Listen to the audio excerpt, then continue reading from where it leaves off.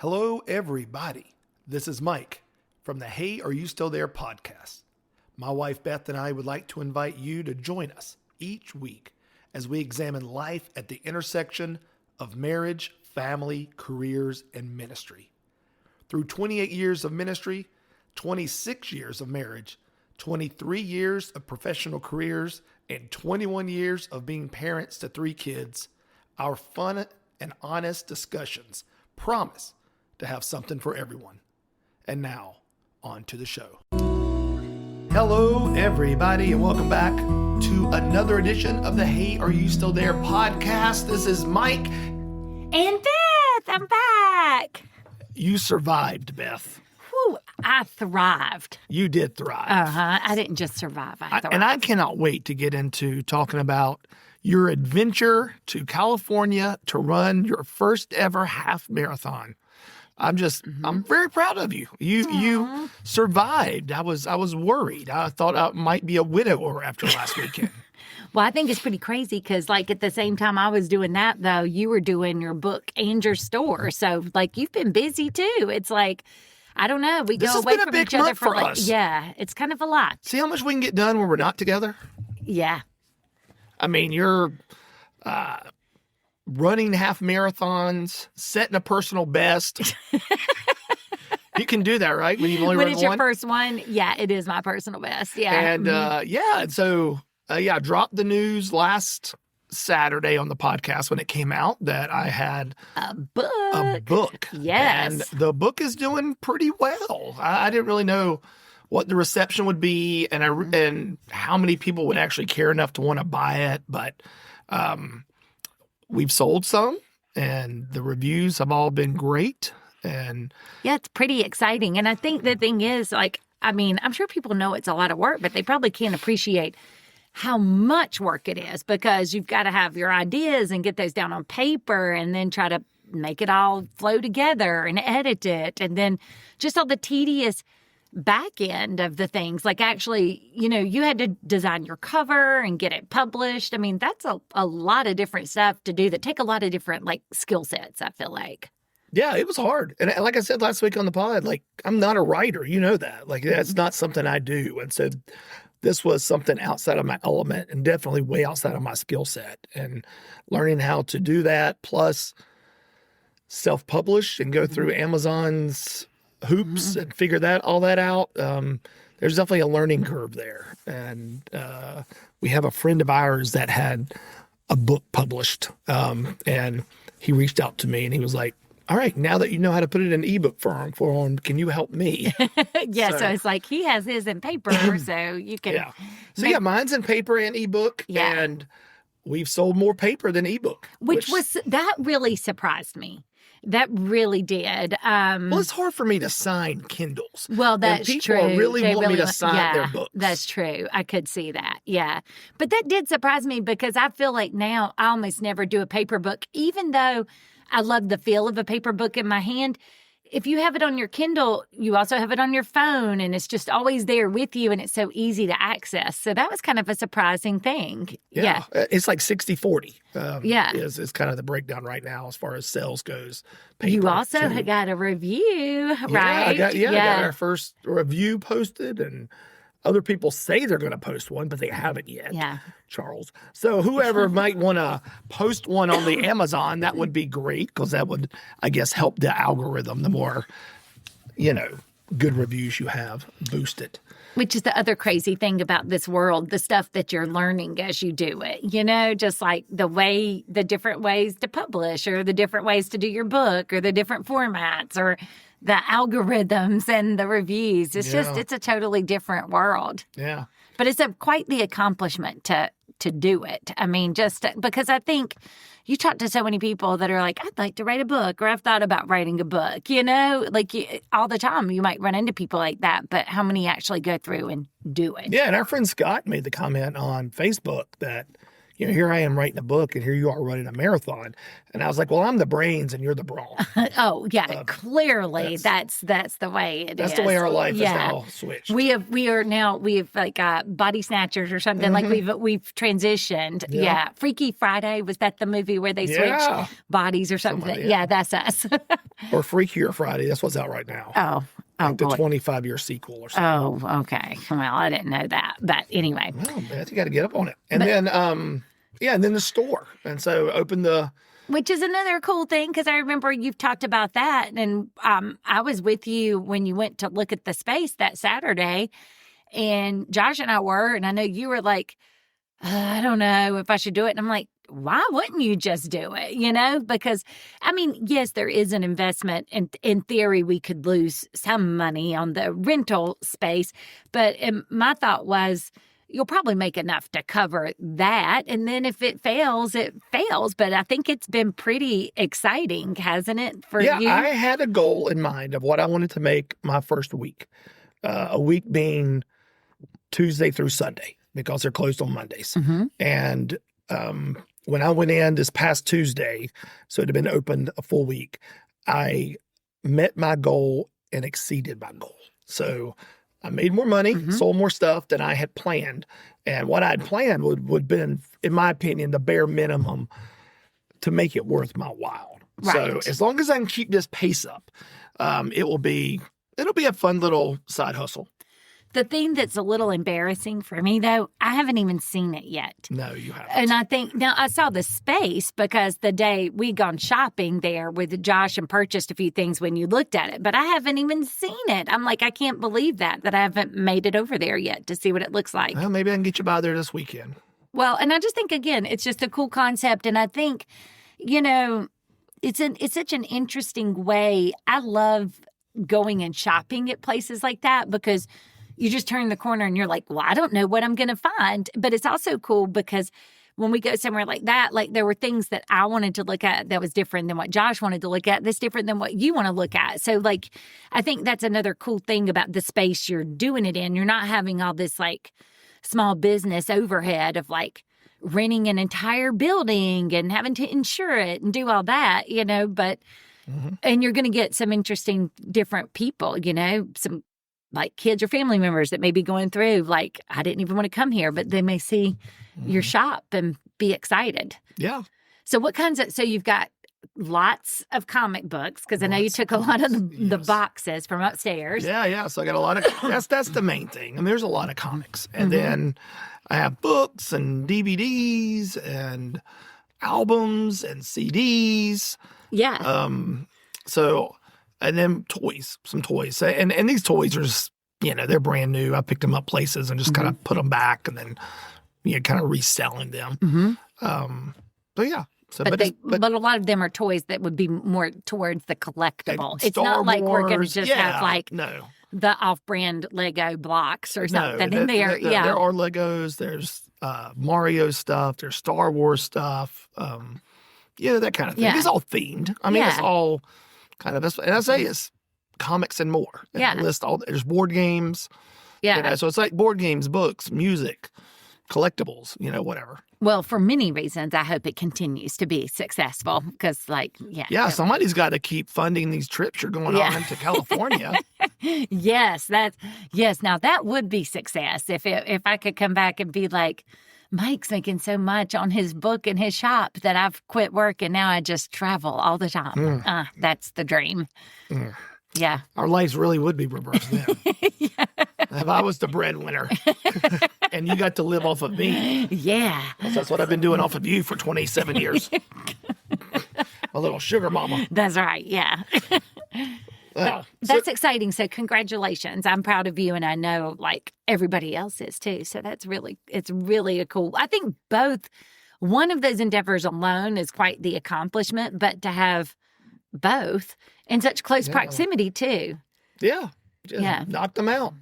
One last thing though, did you enjoy, I know you were a little stressed about setting up, but did you enjoy the setup, the layout of your little booth? And all of that? I loved it. Yeah, it brought back the old retail back in the day when I used to work in retail, and I was able to kind of help decorate the store and set up stuff and move stuff around and that kind of thing. So it was a little overwhelming at first, getting all the stuff in there and trying to figure out how to optimize the space that I have. But I mean, when it was all said and done, I stood back and I'm like, this is a cool shop. Like, this is exactly the kind of shop I would want to come to if I was shopping in a place like that. See, Ross stopped by and looked at it. Ooh. Ross gave it an enthusiastic thumbs up. Nice. And that's not even his thing, but he looked, he's like, man, this looks good. And that's where you're wired differently from me, because I think that's the thing for me. I just don't like that. It would just be tedious and stressful. Like, I just wouldn't know where to put stuff. I get overwhelmed and things. So I just think it's cool that it's something that, I mean, I know there's always some stress associated with it, but it's something new, putting you outside of your comfort zone, but also, you know, using a different side of your brain or a different skill set than you normally do. Yeah. Yeah. So, yeah, big week for me. Yeah. Books and books. What do we? How do we? Books and yeah. Well, I guess all kinds of books, comic books and writing books. Yeah, exactly. Yeah. I did have one review this week though that said I was no C.S. Lewis or Tolkien. That was the only, and it wasn't really. I mean, look, fortunately, it wasn't written. Someone spoke that to me, and they were like, "It's a good book," but to quote this person, "You're no C.S. Lewis or Tolkien." Okay. And I won't even get into who it was, but I'm just saying. Okay. That was the only one that kind of stung. I'm having like the biggest eye roll moment right now of my life, because I just told you how much this irritates me, because it was me that made that comment, but you took it completely out of context. I did not mean that in any way. Your exact quote was, "It's a good book, but you're no C.S. Lewis or Tolkien." How else is there to like take it? Because, but I don't. Okay, so we have a friend who still hasn't finished the book, and I was like, "Oh, Ross, just call him out." Sorry, Ross. Anyway, and so what I was saying was, to me, when I edited it, and to me, it was a very quick read, and I tried to give you this analogy of what I was trying to say. So I tried not at the time. I know not at the time, but like, because it was an offhand comment that you seized upon, and now you won't let it go. You bring it up. Like I was telling you about this other, hey, I read this author that writes for the New York Times, and you're like, oh, but he's no C.S. Lewis or Tolkien or whatever. And I'm like, let it go. So what I meant was, like, I do training all the time for people who aren't lawyers, and I might be explaining very complex laws, but I try to explain these laws to non-lawyer audiences in a way that it's relatable and understandable and even fun. And I try to do it in a way that people can understand. So this was meant to be, in many ways, a compliment, because what I was saying is, well, not a compliment to Ross. Sorry, Ross. But I was like, well, what's taking him so long to finish the book? You know, because to me, it's a quick read. What I was saying is, this is not something that's like dense that you have to put down and, you know, like just chew on it, or like it makes your brain tired. I was saying you had taken what could be complex material and made it very relatable and easy to read. So it was a compliment that now you have turned into this like this wound or whatever that you just keep sticking your finger in. You know, you just will not let it go. And I'm like, I didn't mean it that way. Yes. Yes. You and I both know I don't like to let things go. I know. And this drives me insane. And because the thing is, it's one thing if you just keep poking at me. The thing that drives me crazy is then, just like tonight when we were eating dinner and you made that comment and I was like, let it go. And you're like, what? What do you mean? I was just making a comment that I'm not a C.S. Lewis. You're saying it in this innocent way. Like, why are you taking this wrong, Beth? That's my thing. You keep. I was agreeing with what you said. You're No, right. I'm you not a weren't. C.S. Lewis. Oh, my goodness. Okay. Well, why do we even. Listen, I have been told, though, with this book, I am the C.S. Lewis of this generation. Okay. That's what our buddy Mr. Tim Dixon said. Is that what he said? That's You're what- the C.S. Lewis Yes. of this generation? Because he thinks there's some folks of this generation that are a bit shallow, and I'm a shallow C.S. Lewis. Is that what he said? Yeah. And you're bringing out my comment, and Tim said that? Well, I mean, I like to fixate on the C.S. Lewis of this generation. Tim's over here slamming Gen Z and Gen Alpha. Yeah. He's like saying they have a short attention span, so you can only do things in like 60-second burst or 3-minute burst or whatever it is, the stat. This book is like the printed TikTok. Oh, okay. Each chapter is like a new TikTok in a series. Each chapter's chopped up like a little TikTok. But again, they can scroll through, read a few sentences, go on to the next thing. And what I was trying to articulate when I was saying that is not a bad thing. I think you need books like that people can read and they can understand and they can still discuss because there's still deep aspects of it. It's still meaty. It's got good content. But I heard from a friend this past week. She texted me and she was like, "Hey, Mike, I had you and your family on my mind. Just seeing how y'all are doing, praying for y'all." And I was like, "Well, since you asked, I just wrote a book." And so it's fun to be able to like throw that out there. Yeah. And she was blown away. That's really cool, though. Even though you're giving me a hard time, it's a very cool accomplishment, and I'm very impressed and very proud. But it pales in comparison to yours. No, it doesn't. Yes. No, it does not. No. A book is a much bigger deal. You go on the Amazon. I don't even know how many hundreds of thousands of books is on Amazon, right? That's a lot of people just writing garbage and putting it out there. Very few people run half marathons. And very few people run their first half marathon at the ripe old age of 50. You crushed it. Like I told you, like when you were done, I said, this is your greatest physical achievement. I know you did. And I was like, what is it? And I was tracking you. You were running Sunday morning. We had church, but you're 3 hours behind. Mm-hmm. But you had to get there early, which we'll get to in a second. But the whole time, I mean, that's what's great about the Run Disney app is I could track you and Maria, and it gave me literally second by second, telling me, it told me when you had gone 1.2 miles, 1.3 miles, and I could just keep up with y'all. And it was, at different increments, it was giving me your time and your pace and various things. And so it was fun to kind of keep up with y'all till the very end. Yeah. And, well, that was kind of cool, too, because I'd kind of lost track of what time it was. We'd gotten there so early, what time it was for you and for me. So when you were texting, I was like, how does he... I mean, I knew you could track it, but I'm like, how is he like keeping up with all this? I can barely keep up with what I'm doing, you know, right now. So that was kind of neat encouragement to have along the way. All right. So you're in California. Okay. Can I take an issue with one thing before we even get to that? Yeah. What? Okay. On your podcast that you did by yourself, you made it sound like I just laid on the couch and rolled off of it and then went and ran a half marathon.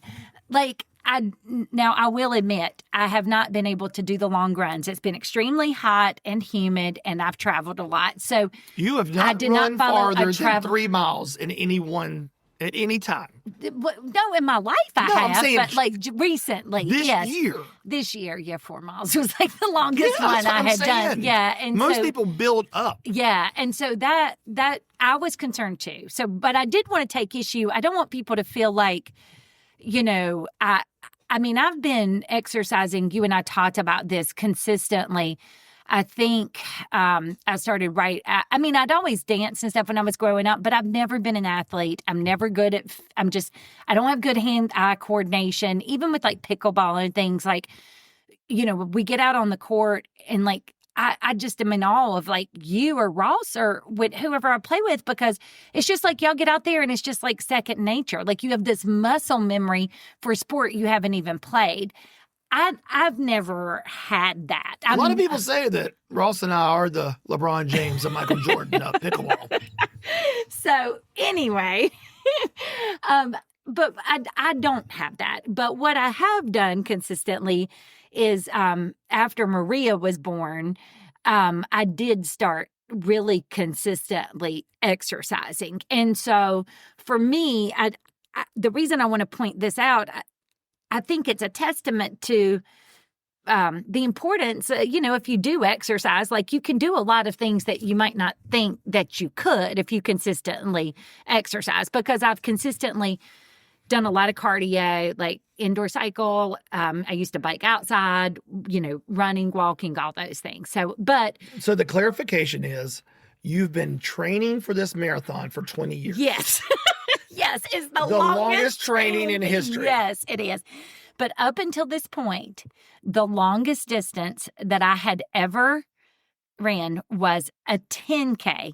And that's because I did a 10K with Maria when she was working at Disney. Which is essentially half of a marathon. Exactly. Yes. So I'd already doubled, because prior to that, the only other race I'd ever done is, I think I've done 2 5Ks in my life. I did the 4th of July 5K. Well, yeah. And then. So you went from 5 to 10 to half, and now your next one has to be a full, I guess. No, I don't think so. You don't think you could do a full? I don't. I think because it's just hard on your body, and if I can already tell, if I run too much, that's one of the reasons I've been hesitant even on a half.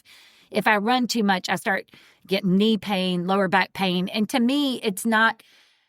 To run something like that, I love the feeling of accomplishment, but it's not worth injuring myself to the point that I can't continue to exercise, because I need to exercise for my mental health.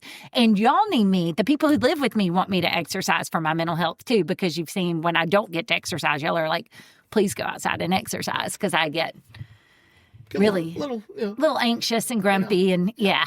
All right, so anyway. I want to talk to you about your race. Yes.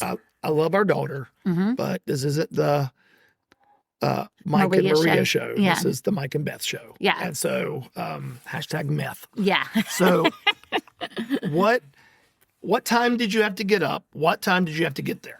So, one thing I will say that I don't recommend is Maria wanted to get out there a little early. And so I think that the time difference could have been to our benefit, but I don't think you're supposed to do the amount of walking that we did prior to the run. I think you're supposed to be tapering off and taking it easy. And so we were doing, a lot of steps before that. But that night I had to try to get in bed by around 9 p.m. because we needed to get up, I think at 3:30 a.m.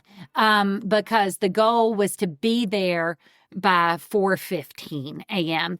The race starts at 5 a.m. The Disney World races, you have to get there most of the time even earlier.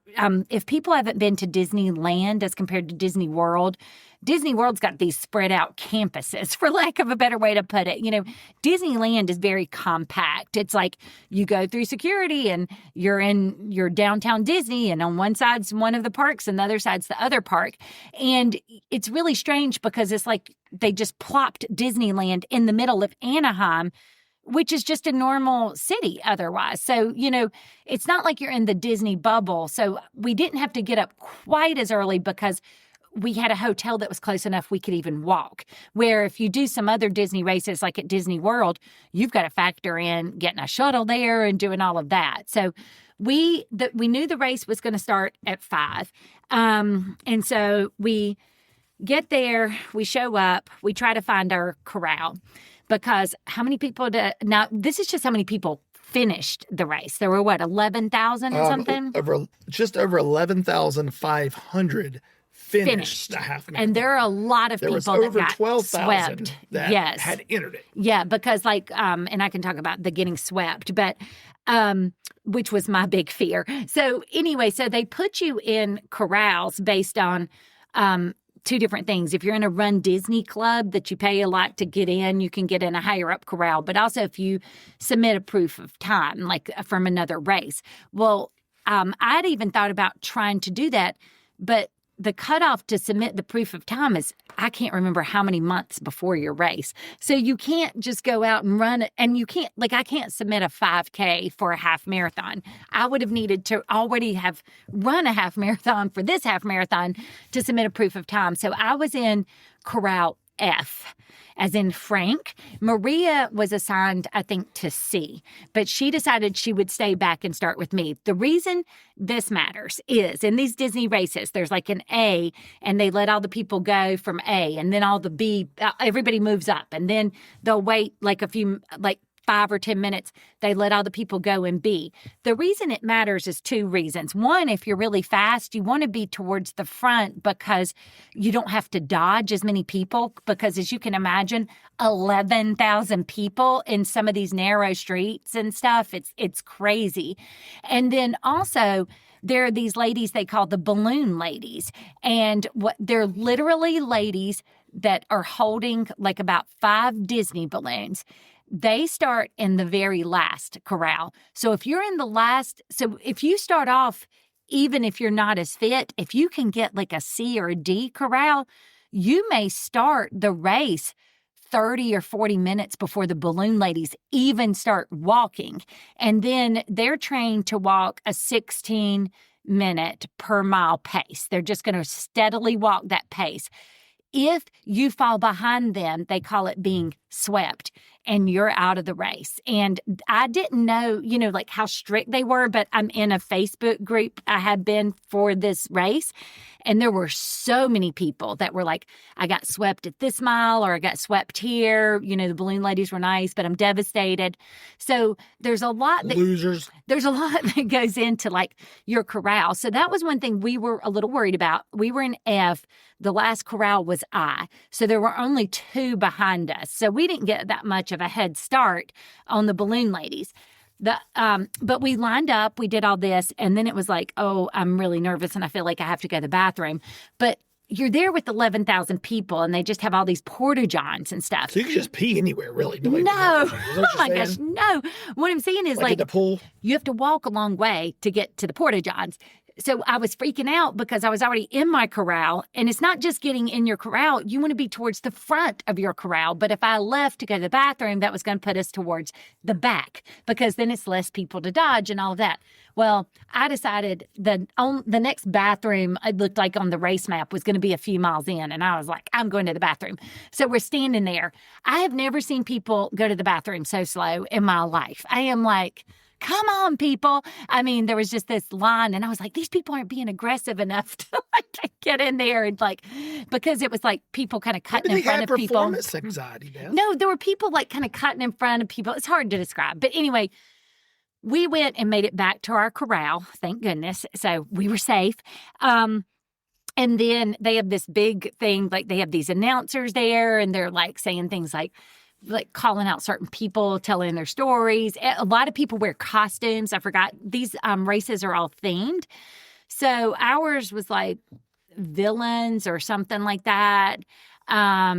So like people may dress up, some in very elaborate costumes. Literally, there was a person to the side of me carrying a lightsaber, and not the cheap lightsabers you get, the plastic ones.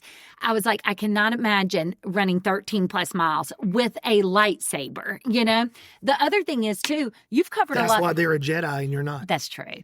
Yeah. But the other thing that's crazy is like you've covered some ground. If you walk there and then you have to walk up, like before we even started, I'd already got like some mileage, and just because like it's a distance. But you get up there, you start the run, and because we were far back, it's just like all these people, and you've got all this adrenaline, and you're excited, and I'm thinking about trying to keep my pace, but there's just so many people around you. And what they do at the Disneyland run is the first 6 miles essentially is in the 2 Disneyland parks, which are not very large. So they have you kind of weaving in and out these different sections. And so you start off, you're kind of running, you go into the park gates, and then there are parts of it where you're literally like, quote, backstage. Some people don't like that.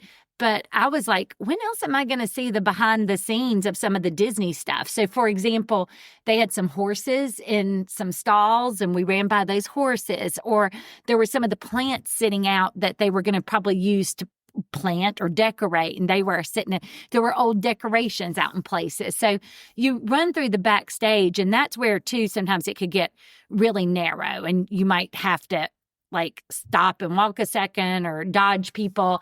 There were a lot of people who said they fell on this race. I saw that on Facebook too. But anyway, clumsy losers. So then you actually get to run through parts of the park. And for the marathons at Disney, if you're fast enough, they say you can actually get off and ride a ride. But that's Maria's dream. She's going to try to do a marathon and she wants to ride the rides. But again, if you think about these balloon ladies, that means you've got to start off in a corral far enough ahead to give you enough cushion time. That was the other reason Maria and I were stressed. We knew we could do a 16-minute mile, like for 13 miles. We knew we could do that, but we needed to keep a good enough pace. We wanted to get pictures in front of the castle. They have what's called Pixar Pier, and it's like got this big Ferris wheel and a picture of Mickey, and it was all lit up. We wanted to get pictures in front of that.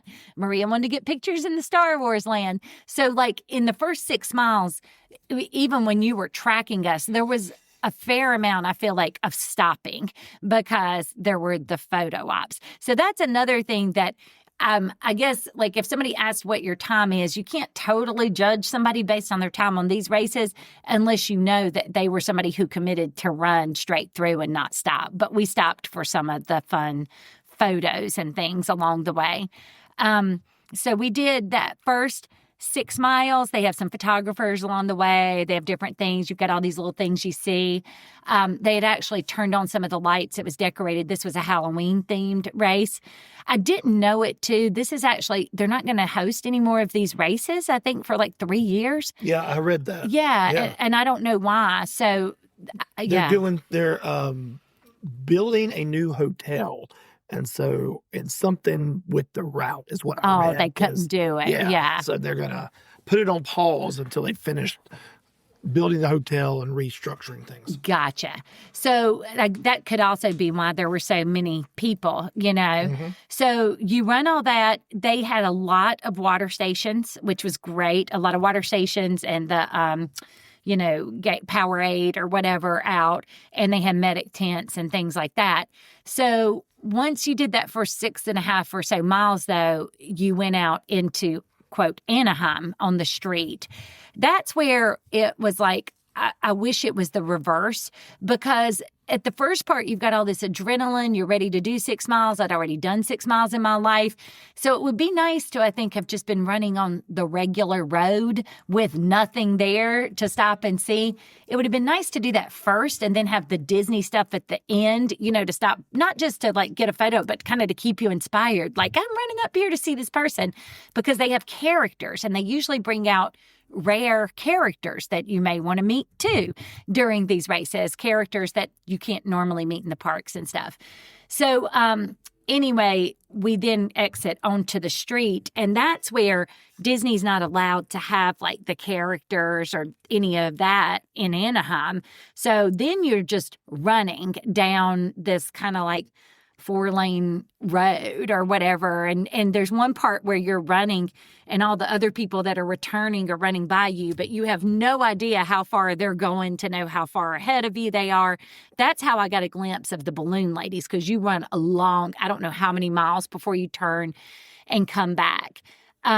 So we did that. And for me, I feel like I started, I don't know if it was like mile 8 or what, that I was like, ugh, because the road had kind of like some places, like Marie even said. Now, are there people, like in a normal marathon, I'm thinking of like the New York City Marathon or Chicago. You know, there's family and friends standing on the sidewalks cheering you on. Is there people at least doing that? Or is it just, you're just running and like nobody's paying you any attention? And parts of it, yes. And you also have to remember too, we're doing this at like 5 a.m. That's when the race starts. So that's going to be some dedicated people to come out. But you might see 1 or 2 people driving on the other side of the road and they'd blow the horn or something. There were people from Anaheim that came out. That was cool. Like there was this one lady in a band and they were singing on the side of the street. This school marching band came and set up and played songs. during one little stretch. There was like a guy who brought his dog, and so people might stop and pet it. There were also people who do a lot of these races that are really good and really fast. If they finished the race, some of them, came and had signs like, I'll pixie dust you with the power up or something. So there were stretches where there were people, but then there were also stretches where there's not. So you're just kind of running to get to the next water table or medic table. So you like see a person to be like, you've got this, keep going kind of thing. Mm-hmm. So I think that's what made it so hard psychologically, because you had this like so much immersive stuff to look at and almost distract you, as you're running through and you're excited. And then you get out for that stretch. And also, I don't know what I was thinking, but I had told myself it would all be flat, and it was not.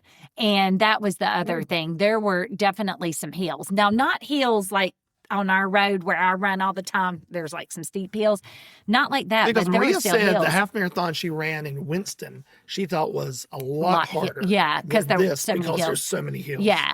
There weren't a ton, but like it was one of those, how like if you kind of run up a bridge, like it's a long hill, there were some of those, like I feel like long hills there. And then around mile 9, I was like, man, my arms really hurt. And so I knew like with chafing and stuff, I'd bought like, I used that stuff like the Body Glide or whatever, but I had not used it under my arms. And you can see, I got like, it was painful. You mean take pictures and put it up on No, please don't. Hey, are you still there? Facebook But it page? was hurting so bad. And the problem with chafing is, once you realize you have it, it's too late pretty much. So I stopped at the medical tent and they just had these little dishes with like a little wooden spoon of Vaseline. And I'm just like putting it all over it. My shirt's probably ruined because I was just like, I'm, hurting so bad here. And then, you start to get closer to the end and you kind of have to make this turn and you see the 13-mile sign, but you got to go past that, because it's like, you've got to go a little further. But I was like, I'm going to pour it on and I'm going to try to run at a decent pace, like that last mile. So I did, I think, try to conserve some energy. I think next time what I would do, they have, there's this guy, he's a running person that is Galloway is his name, and his method is a run-walk method. And he, Disney's affiliated with him somehow, but he was actually at the race. And so in every corral, they also would have like pacing groups that you could run with. If I had not been with Maria, I think I would have hooked myself up with one of those pacing groups, because they've got it down to a science. And you would hear them like yelling, run, and then they'd run whatever amount of time or distance, and then they'd walk a little bit, because they feel, I think this guy really believes in the philosophy that it helps you conserve your energy. Now, it's very controversial. You'll read people that be like, no, you have to be running the entire time. And then you have people that are just running, walking, whatever, when they're tired. A lot of people walking up the hills. But this method, you consistently do it. Well, I walked some, like when I got the drinks and stuff, I'm not coordinated and good enough. Plus I was pretty, as you could see, sweaty and like, so I would walk. You're still sweating. I would walk at those stops. I did walk up one of the hills. I remember I walked once I did the medic tent and was putting on my Vaseline, but I tried to actually run most of it, partly because I didn't want to get swept. But even once that part was over, once I was starting to see my pace and stuff, I was like, oh, well, I want to actually, like be able to do it. Plus, if I'm honest, there's part of me that's like, I just want this to be over, And then you finally pass the finish line, which is amazing, when you run in. And they had, of course, snacks and stuff. They had these little boxes they give you, and they have like a banana and protein bar and stuff like that. And then they had like these photo things, which is what I think was posted, like us after the race, and you get your medal. But Maria and I talked about it too, because I had not read a ton about what we needed to do to recover. But of course, the first thing you want to do is you want to just go lay down and put your feet up somewhere, and never move your legs again, which I think is probably the worst thing you can do. And so, we did our run and got our pictures, but then we had to walk, back. And so that incorporated some walking, and then we ate some breakfast. Once we got back to the hotel, we barely made it in time back to get our breakfast, and we did that.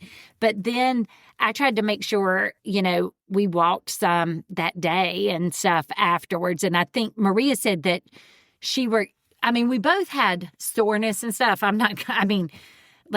For the next day, definitely, and then some even the following day or two. But Maria said that it was a lot less than after that Winston-Salem run, because she came home that day and just laid on the couch and didn't move, and that was not a good plan. Mm-hmm. So even though you don't feel like, and it's one of those things, it's so interesting because if I sat down for a few minutes, that's when I stood up again, it'd be like, oh my goodness, am I going to be able to get up and walk? But, then when you're walking, my feet were tired mm-hmm. and stuff, but as long as you could kind of keep moving, you were okay. Yeah. Yeah. Yeah. So it was crazy. It was a crazy experience. I do see why people, I guess in some ways it's kind of like childbirth, because even now I'm like, oh, well, I'm doing another one in January and I'm going to train even more and do a faster time. But when you're doing it, or the other example is, I remember when I flew to Uganda, that flight is just brutal. You fly for 8 hours, then you have a layover and you fly another 8 hours and you're just exhausted. And I remember when I was flying back, I was like, I will never do a long flight like this again, until the next year when I was like, oh, it's like I'd just forgotten how painful it was until I sat down on the flight. And I feel like that's the way that half marathon's going to be. I think now it's like I've almost blocked out how it felt, when I was just in my head, just finish. Just the faster you get this, over with, the faster you can be done. Did you just say you're doing another one? Yeah. For real, you've already signed up? Yeah. When is this? January. Yeah. Yeah. And I'm gonna legitimately train for this one. I don't believe it. I am. I'm going to legitimately train, and I'm going to know my pace, and I'm going to get with one of those pace groups, and I'm going to do that. So you're going to try to beat your time? Yes, 100%. So that's your goal now? Yeah. Is this like getting a tattoo and people, because they say when you get your first tattoo, then all of a sudden it's like the floodgates open and you just start getting tattoos. Is this something now that you've done this, it's like, all right, I'll just keep doing them. I'm addicted. No, well, you know me though. I think I get really into things for a while, and then I kind of it fizzles out, Yeah. And that's why even when I said the exercise, when somebody's like, "Are you going to do a marathon?"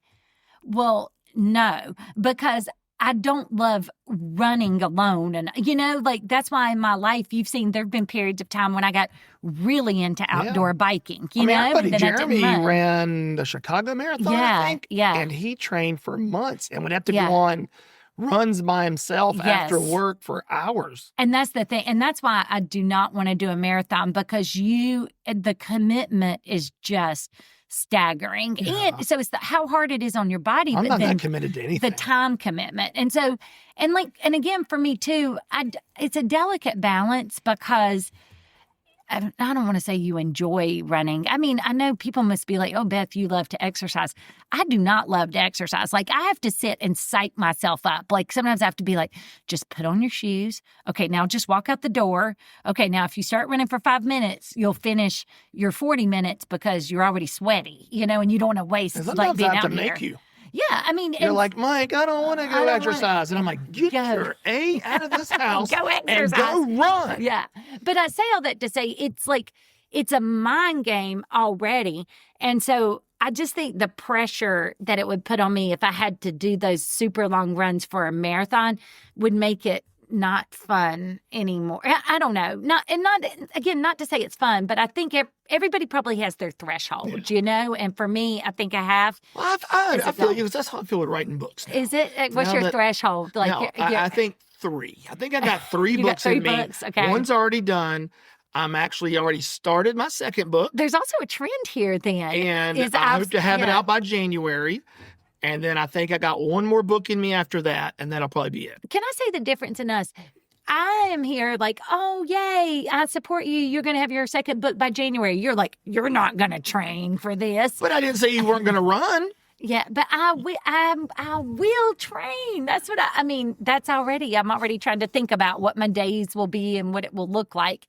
Because that's the other good thing about a half marathon. If you can start early enough, you don't have to run as many days as you think. You're not doing as many of those long runs and stuff. And so I think it's a more attainable goal. So it was really cool. But I do have to say, I don't know how much normal marathons cost. I mean, I'm sure the Disney ones are priced more than the normal ones. They're also really hard to get. Like, particularly, I couldn't get tickets to the Princess runs, but like a lot of times, like people will have like 5 computers set up trying to sign people up. We were actually talking about that this past week at our small group Bible study on Wednesday. JD said, our friend JD, he said that he has one of the officers he works with does like the Disney like 5Ks or 10Ks. And he said he'll sit there on his computer like ready for it, because it fills up so quickly, and he sits there for hours waiting in the queue. And that's what sometimes like Maria might have multiple things open or whatever. Yeah. And that's what people have to do to get it. And so that's another thing, like they're coveted, like people really want those spots. And I think it's because it is fun and it's a very supportive environment. Like, I think that's the other cool thing. You don't have to feel like shamed or whatever if you have a bad time bad time and how long it took you to complete it, because some people do stop and they just have fun, like seeing the characters you can still be competitive and push yourself, but just running through and having all of that visually to look at. And that was the other thing, the cast members at Disney, like a lot of them, it made me almost tear up a little bit. Like I did cry a little bit when I was I didn't cry crossing the finish line, but when I was like at mile 12, I did like cry a little bit because I was just like, this was hard. And it was uncomfortable. And I was like, I can't believe I'm doing this. Question? Yeah. Did you pee or poop yourself? Because sometimes... No, I did not. Maria and I talked about this. Yes, but usually that's in the marathons. Because I sent you with Depends, just in case. I swear I did not. Okay. I didn't need Depends. They have ample bathroom stops along the way. That's a great thing about the Disney, because you can go to nice bathrooms in the parks and they have porta-johns set up. But I was sweating so much. After I went that first time, I didn't have to go because I was just sweating and stuff. I was so hot. But anyway, I teared up a little bit when I crossed the finish line. But what else was I going to tell you about tearing up? It was something about, when we first started, the cast members in different places would be there. And I can't remember if it was like the janitorial staff or like who, but there was like a whole group of people there, like just clapping and yelling for everybody and stuff. And so that was really cool too. Like the people who were really like, there's some people you could tell like it's my job to clap, but there were some people that were really like, encouraging and stuff. And so that was kind of neat too, just having that, because we didn't, have anybody, Maria and I didn't dare to watch us or like, whatever. We just had to do it. So yeah. So it was really cool. Yeah. I will never do that. You can't say never. I will. I will. There's a good chance I'll do another 5K in my life. There is no chance I will do anything more than a 5K in my life. That is my limit. That's my cap. You're like, I've hit it. I'm just at that point where unless somebody's chasing me, I don't think I'm going to run. I've never been a runner. I hate running. I'm not built for running. Well, I do. Can I tell you too? I don't know how much time we have left. I was going to throw in one. You're a little over time, but go ahead. Oh, well, just one other totally random thing. No, that's fine. Go ahead. It's your show, Beth. I had all last week, and the numbers show it. Oh. Anyway. Although your mom did tell me she enjoyed it quite a bit. More than she did when I'm She insinuated that, but yeah. I'll have to talk to Mom about that. One thing we did do, Maria loves like the Halloween horror nights. That's something that Universal Studios does in Florida, and she's been to a number of those, and they also do them in California at the Universal there. So since we were already going to be out there, that was one of the things Maria wanted to do. That's one of the reasons we were not as rested as we should be, because Horror Nights happens, I think you get to the park at like 4 p.m. and it's not over until 1 or 2 a.m. That's California time, which means then like the first night we're out there, like I've gotten up to fly, flown across the country, and then I'm staying up to what would be like 5 a.m. my time. So pretty much 24 hours straight or something is what it is. And you're walking a lot. But these are kind of cool. Maria had done, for those who haven't seen, there's a series, Fallout. And Maria made her entire costume and stuff. And it's really cool. But it was after that show. But I just had to comment on that park because it's crazy. So I'm used to, like, I've been to a lot of theme parks now since Maria's such a theme park person, and they've all been one level. Universal in California is smaller, and a lot of people say it's not nearly as good as the one in Orlando. But what is crazy is, so we go in and we're on the, quote, upper level. I'm doing quotes. Y'all can't see that. There's a lower level. The lower level is literally at multiple escalators. I can't remember if it was 3 or 4 escalators, very steep escalators down the side of a mountain. And the lower level is at the bottom. That just blew my mind. I don't know if there's good pictures online, but I just had never seen anything like that. And so when you get in the park, you've got the upper level, and it had some of that Halloween stuff and everything. And then like their section of like the sections of the park and the rides. But then you go get on these like really steep long elevators, and you ride it down to this overlook where you can see all the mountains and stuff. And then you ride another really steep escalator to an overlook. And then you ride another one. That was just crazy to me, riding escalators outside. That was another, I mean, it was under a cover, but it was outside. It just felt really strange. So that was just a little tidbit of something that was different that I had not experienced before that kind of blew my mind. And I don't know why it blew my mind as much as it did. And LA is really smoggy. It's polluted. Oh, it's bad. Yeah. It's like I tried to send you a picture to see the skyline. I don't know how they're going to clean that place up for the Olympics. Yeah. Like clean it up with the streets, with the garbage and the trash, and clean it up from, unfortunately, the people who don't have homes, and they just create these tent cities over bridges, you know, like over the bridges. So you can't even drive cars over them, to the pollution. And then the pollution is such that I think I told you Maria was both, like, of course, she says, low key, I thought I was getting sick. You know how they have their low key saying. But we were talking about it.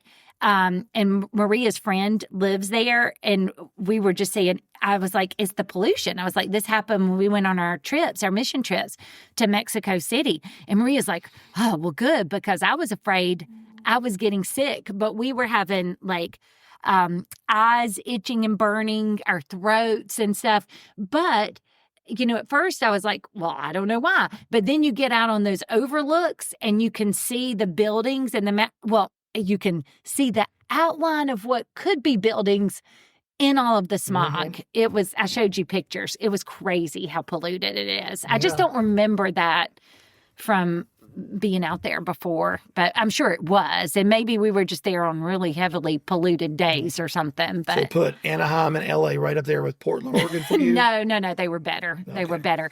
I will also say Anaheim, like the one thing that is not better is the traffic, though, because like I feel like it's another, you know, when we were in Mexico City on that mission trip, you would ask somebody, how long does it take to get to this? About an hour. I feel like that's the answer for everything out there.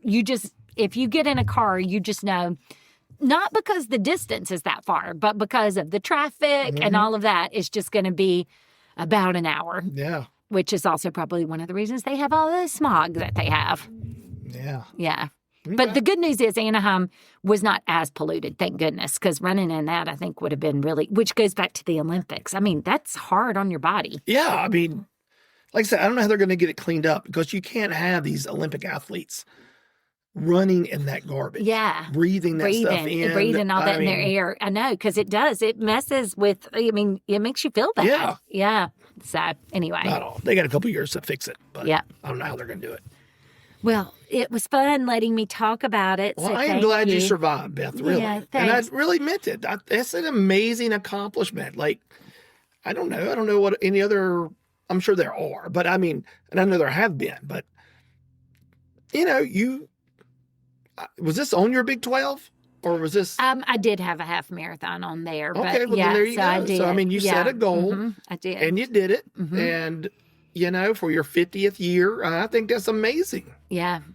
So thank you. Yeah. But you didn't feel like I would do it. You didn't have the confidence I could do it. But I I'm had glad more you're faith proud. in you than Charles did. Well, yeah, because you told me. Charles thought you had no chance. Thanks, Charles. He listened to the podcast that whenever it came out, and he messaged me and said, "Are you serious? Like, they're just going to go do this without any training?" I'm like, "Yeah." And Charles was like, "They're not going to make it." So in your face, Charles. I do have to say one last thing, though. People are going to be in a rude awakening. One of the things Maria's trying to do, and a lot of these people try to do, is a coast to coast. I wish they said if they did it on a rolling 12-month period instead of in a calendar year, but of course Disney doesn't. But basically, that means you have to do a half marathon in LA or Anaheim and then a half marathon in Orlando. And then you can get a special coast to coast medal, but it has to be the same calendar year. So my January is not going to get that for me. But all these people were training to do it. When I went on the Facebook page, there were all these people that were like, I had to drop out of the race or I got swept. And then there were other people that just talked about those conditions were brutal today. The humidity and the heat. I forgot one other part. I will say, the sun, I mean, it's kind of deserty. I feel like it's extremely dry. So these people talk about a humidity. It really concerns me for if they get to Florida because they don't know humidity. It's like being cuddled in a wet blanket. You can't even compare LA to Orlando. No. It's like you're on a different planet. It is. And and like it's even though I was sweating, it was a little humid. Like it was probably humid for them maybe. But like there was one time like the sun's coming up and you're kind of running towards the sun and it is so bright and so hot. So yeah, our conditions were hard. I'm not minimizing that, but I kept showing Maria. I was like, look at these people. They're talking about how awful the humidity was. And Maria and I are just like, what humidity are they talking about? So you've been training for the January one all summer. Yeah, and the humidity of North Carolina is the biggest heat wave we've ever had. It is preparing you. But I mean, now that was kind of stunning for me. And I think that's a difference. I've always thought about people who would train like at higher altitudes and stuff, like in Colorado or something for the altitude. But I guess I didn't think about the humidity. And so for those folks, if they thought that was humid, I don't know how they're all not just going to be falling out in Florida if they're doing it coast to coast because it is so humid there, like 10 times more humid. Yeah. Weaklings. No, I mean, I just thought it was funny because Maria and I were like, what humidity? Clumsy losers. So awful. Oh my gosh. Well, then hopefully they listen to this podcast and they're inspired by you, Beth. Oh, okay. I think they're going to be insulted by you. Well, that's fine. Whatever it takes. Whatever it takes to motivate them. Oh. That's my gift. To motivate people. Yeah, wait a minute. Didn't we decide on one of the mission trips it was like to tear people down so you could build them back up? Yeah. But we don't know when you're getting around to the building back up. I'm not good at that part yet. You're kind of stuck on the tearing down. I can tear stage. some people down. Yeah. You're stuck there. Yeah. Yeah. And shout out to Katrina's son who said, what was it? Well, I already gave him a shout out. I know. I'm not giving him another shout out. But I just have to again. But like this show's ridiculous. But pretty funny. But pretty funny. Yeah. Can we make that into a shirt? Yes. And sell it? This show's ridiculous, but pretty funny. I will. I'm going to put that on a t-shirt. Yeah. And I ain't giving that kid no royalties. Yeah, but he could leave that review if he wants to. He could. Yeah. Anyway, just love that. Yeah. All right. Well, that's everything. I went over. I apologize. No, you did great, Beth. Yeah. That was. I mean, let's see here. We're at 57 minutes. Oh. So we're not at an hour. So we know maybe Sam will listen. Well, the other thing I can say is if people want tips, Maria and I can give tips. On where to stay and stuff. If you ever go to Disneyland, now that we've seen sort of the layout and the walkable hotels and all that stuff. So yeah. All right. Well, hey. Do it, lady. That's what I got to tell you. Yeah, do it, lady. You did it, lady. Yeah, I did it. You did it, lady. got him. It doesn't work to say that in reverse to you, but anyway. No, it doesn't. No, I can't. So, but lady could be anything. Yeah. Lady could be guy, girl, man, Yeah. woman. It doesn't matter. Yeah. I did it, lady, with my book. Yeah, You did it, lady, with your running. Yeah. So that's big. And you did it with your store, too. With my store. Yep. Yes. All right. Well, hey, Beth, it's good to have you back home. Aw, thanks. I'm home for a good bit now. Yeah. I don't want to say my travels are fully over, but it is kind of depressing because I need to get some trips on the calendar. Yeah, I'll be leaving before you will again. Yes, you will. I got a trip out to Colorado here in Yeah. a couple of weeks. But I'll be here for a while. But I know one person will be happy. Well, not person, Cam, my doggy. He's going to be so thrilled that I'm going to be with him for a while. He's missed Probably. me. He probably already You said said he yeah. came in to see. He did where every was morning. He'd walk in the bedroom looking for you, and walk around, walk back out, head down. Poor baby. Every morning I was like, "She ain't coming back, buddy." You are so terrible. Anyway, Well, he can't speak English. He don't know what I was saying. you don't know. He may understand everything you say. Well, then, good. That'll be a conversation for another day. All right. Well, hey, this is Mike. And Beth. And this has been Hey, Are You Still There? Be sure to check us out on our website, heyareyoustillthere.com, on our Facebook page, any place you listen to this podcast.